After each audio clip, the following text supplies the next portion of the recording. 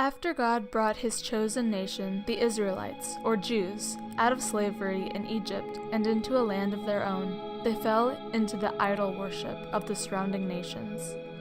God sent judges to bring them back to him so he could lead them as their king. Judges 6:11 through 18. One of those judges was Gideon, son of a farmer doing chores for his dad. He experienced oppression and invasion from the Midianites and Amalekites, ruined crops, and poverty. God called Gideon from the weakest clan and least in his family to be a mighty warrior to save Israel from Midian.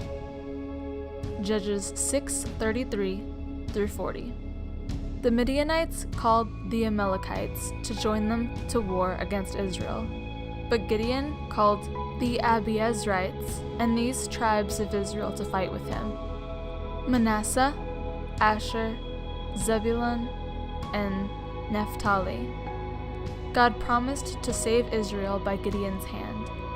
Gideon received his reassurance because of God's sign of the wet fleece upon the dry ground, and the dry fleece surrounded by wet ground. Judges 7:2 through 8. As the men of Israel gathered by the spring of Harod, the Lord told Gideon he had too many men. God did not want the men of Israel to boast that their strength defeated the Midianites and Amalekites. So God told Gideon to let the men know that if any feared the enemy, they should go home. So 22,000 Israelite men left. But the Lord told Gideon that he still had too many men. So the Lord had Gideon send the remaining men to the spring to drink, where he told Gideon the means for thinning them out. Those men, the Lord said, who lap like dogs will be your army, the rest send home. This left Gideon with 300 men. Judges 7:15 through 25. The Lord promised to give the enemy's army into the hand of Gideon.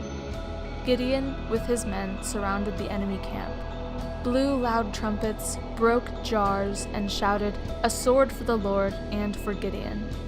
The Lord so confused and frightened the enemy army that they ran or turned and fought each other. The enemy army fled, and the Midianite leaders, Oreb and Zeb, were captured and killed. The Lord delivered the victory to Gideon and Israel with only 300 men.